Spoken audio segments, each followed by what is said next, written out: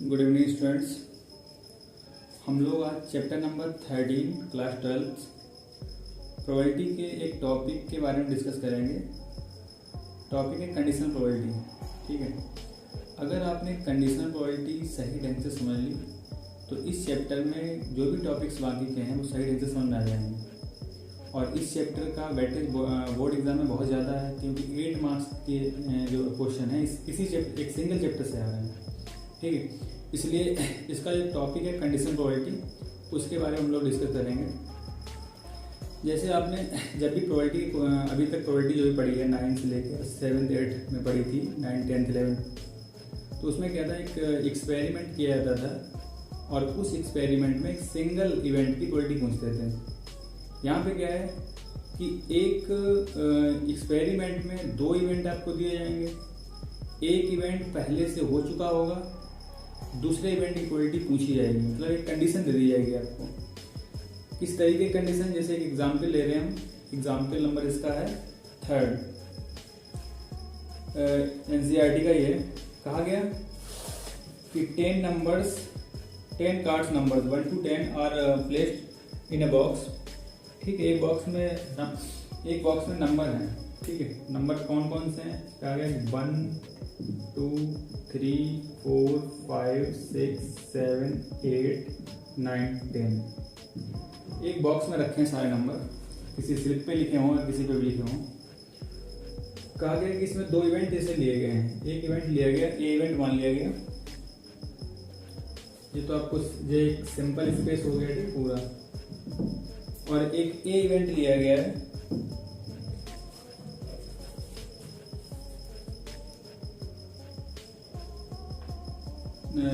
box mixed up thoroughly and then one card is drawn randomly if it is known that the number on the drawn card is more than 3। मतलब आपको जो दिया गया है, it is known that the number on the drawn card is more than 3। क्या आपको पता है कि जो भी नंबर निकाला गया है बॉक्स से वो 3 से बड़ा है। ठीक है, गिवन वाला है। उसके बाद प्रोबेबिलिटी किसकी फाइंड करनी, what is the probability of that it is even number. उसकी प्रोबेबिलिटी बताओ कि वो नंबर कैसा होगा, इवन होगा। देखो, अगर सीधे इवन नंबर की प्रोबेबिलिटी निकालें, कोई कंडीशन ना दी जाती तो इवन नंबर आप काउंट करते, इसमें कितने हैं 1 2 3 4 5 by 10 आंसर हो जाता सीधे, या 1 by 2 आता।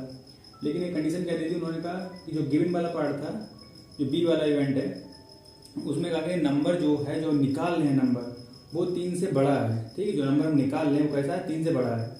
तो उसमें क्या करो, पहले आप एक इवेंट जो जिसकी प्रोबेबिलिटी निकालनी वो है इवन नंबर। ठीक है, तो इवन नंबर हमने मान लिया 2 4 6 8 10। जो आपको गिवन है वो है नंबर ग्रेटर देन 3 से बड़ा है नंबर। 3 से बड़े यहाँ से यहाँ तक हो गए सारे, तो 4 5 6 7 8 9 10। ठीक है, क्वेश्चन कहा गया ए की प्रोबेबिलिटी बताओ अगर ऐसा है।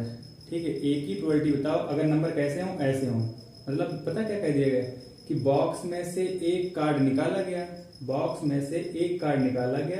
ए की प्रोबेबिलिटी बताओ अगर कार्ड ऐसे हों। ठीक है, यहाँ पे जो चीज दी गई है। ठीक है, तो इसका मतलब क्या है कि इवन नंबर की प्रोबेबिलिटी बतानी है, लेकिन नंबर सारे कैसे हैं, नंबर सारे 3 से बड़े हैं।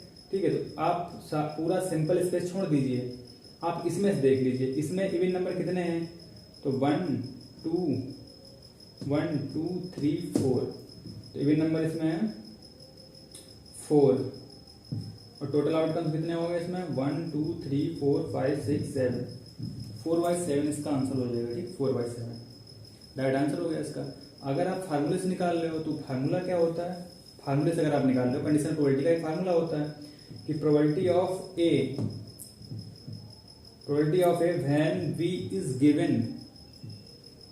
ठीक है, तो उसे रिप्रेजेंट कैसे करेंगे, इस तरीके से, probability of A when v is given equal to probability of A intersection b upon probability of v। तो आप इंटरसेक्शन देखिए कितना है इसका, intersection probability of A intersection b। तो दोनों में कॉमन देखो, ए बी में कितने हैं, तो यहाँ पे 4 आ रहा है, 6 आ रहा है, 8 आ रहा है, 10 आ रहा है, 4 आ रहे हैं। ठीक है, तो इंटरसेक्शन की प्रोबेबिलिटी आई 4/10 तो टोटल 10 ही थे। और जो पी बी है, पी बी कितने 1 2 3 4 5 6 7 बाई 10 काट दीजिए 10 10, क्या आंसर आया 4/7। ठीक है, तो इस तरीके से आप प्रोबेबिलिटी निकालेंगे। डायरेक्ट अगर बाई चांस कभी जल्दी में और फार्मूला भूल रहे हो तो उस कंडीशन में क्या करोगे कि जब भी जो पार्ट दिया जाता है, जो इवेंट आपको दिया गया है, उसी को सिंपल स्पेस मान के ए बी में कॉमन क्या है, ठीक है, ए बी में कॉमन क्या है वो चीज देख लो, जो भी मतलब या ए बी में जो भी कॉमन है वो चीज देख लो इसमें कितनी है। तो यहाँ पे जैसे देखो इधर ए बी में कॉमन क्या आ रहा था 4 6 8 10 4 आ रहे थे, तो वो 4 हो गए। यहाँ पे इवेंट आउटकम कितने हो गए 4 हो गए। ठीक है, तो अगर डायरेक्ट करना चाहो डायरेक्ट कर सकते हो। जब डायरेक्ट कब करना, जैसे एक बार दोबारा समझो इसी क्वेश्चन को।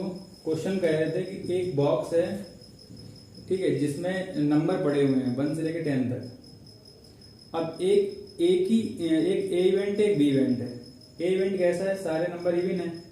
बी इवेंट कहा गया इट इज नोन दैट, जो दिया गया आपको कि सारे नंबर 3 से बड़े हैं।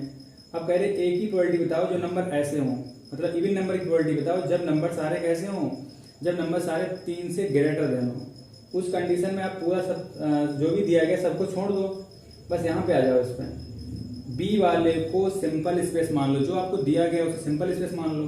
तो यहाँ पे 1 2 3 4 5 6 7 आउटकम्स हो गए। ठीक है, और इसमें इसे एक ही पूछ रहा है, तो एक का मतलब इवन नंबर कितने हैं 1 2 3 4 4/7 आंसर हो गया। ठीक है, फार्मूले से लगाना तो फार्मूले से भी लगा सकते हो।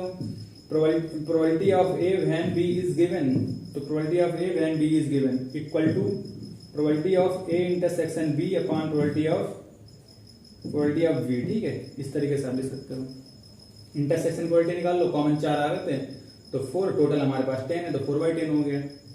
तो probability of A intersection B की प्रोबेबिलिटी कितनी हुई, इसकी हुई है 4/10, और इसकी कितनी हुई है, इसमें देखो कितने 1 2 3 4 5 6 7, तो 7/10 काटेंगे तो 4/7 आ जाएगा। ठीक है, आप डायरेक्ट भी कर सकते हो, आप फार्मूले से भी लगा सकते हो। ठीक है, उसके बाद एक जैसे दूसरा एग्जाम्पल ले लो।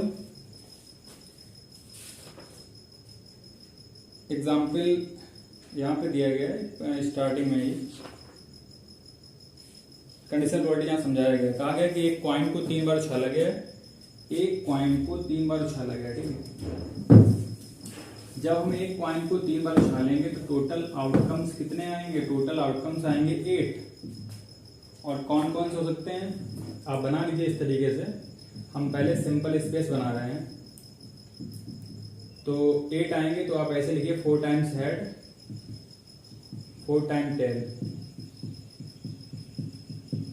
ठीक है, फिर उसका हाफ करिए 2 टाइम्स हेड 2 टाइम्स टेल,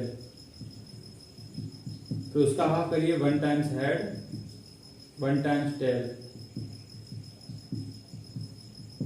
ठीक है, कहा गया कि एक इसमें भी 2 इवेंट आपको 2 इवेंट लिए गए। एक इवेंट ई बताया गया और ई इवेंट में कहा गया एटलीस्ट 2 हेड, तो कम से कम 2 हेड वाले देखो। एटलीस्ट 2 हेड का मतलब कम से कम 2 और 2 से ज्यादा हेड वाले। आउटकम्स कितने हैं 1 2 3 4 है यहाँ। ठीक है, H H H comma H H T comma H T H comma H T T H H. ठीक है, 4 हो गए इसमें। और एफ कहा गया है, एफ इवेंट क्या है, जो इवेंट आपको दिया गया है वहां पे एफ इवेंट है कि फर्स्ट क्वाइन या फर्स्ट टॉस सो टेल, पहले टॉस में टेल आया हो, तो पहले टॉस में टेल कितने पे 1 2 3 4 4 इसमें भी हैं, T H H T H T T T H और टी टी टी। ठीक है, इस तरह इतना है। अब कह रहे ई की प्रोबेबिलिटी बताओ जब एफ हो चुका है, तो probability of E when F is occurred, जब एफ हो चुका है। इसका मतलब ई की प्रोबेबिलिटी का मतलब है एटलीस्ट 2 हेड वाले, और एफ का मतलब क्या है, एफ का मतलब है कि जो भी एटलीस्ट 2 हेड हैं उसमें फर्स्ट पॉइंट पे टेल है जो आपको दिया गया वहां पे। तो आप डायरेक्ट आंसर अगर निकालना चाहो डायरेक्ट निकाल लीजिए। इसमें आउटकम्स कितने हैं, इसमें आउटकम्स हैं 4, और इसमें देखो जिसमें 2 हेड हों, कितने इसमें आउटकम्स हैं, क्योंकि इसमें ई वाले इवेंट में था एटलीस्ट 2 हेड, तो 2 हेड वाले जो इवेंट है उसमें एक ही है, तो सीधे आंसर 1/4 हो गया इसका। ठीक है, इस तरीके से आप कर सकते हो। फार्मूले से अगर करना चाहो तो इसी चीज को अगर फार्मूला लिखना चाहोगे तो PEYF equal to probability of E intersection F upon PF। ठीक है, इंटरसेक्शन एफ की प्रोबेबिलिटी निकाल लीजिए, दोनों का इंटरसेक्शन निकालो और उसकी प्रोबेबिलिटी निकाल लीजिए, उसके बाद एफ की प्रोबेबिलिटी निकाल लीजिए, एफ की प्रोबेबिलिटी 1/4 आ जाएगी। ठीक है, एफ की प्रोबेबिलिटी आएगी 4/8 आएगी। ठीक है, तो 1/2 हो जाएगी, और इंटरसेक्शन यहाँ पे शायद एक ही आ रहा तो बस का 1/8 आएगा। ठीक है, तो इस तरीके से निकालोगे आंसर 1/4 ही आएगा। ठीक है, तो इस तरीके से कर सकते हो आप लोग। ठीक है, उसके आगे जो एक्सरसाइज है वो आपको नेक्स्ट वीडियो में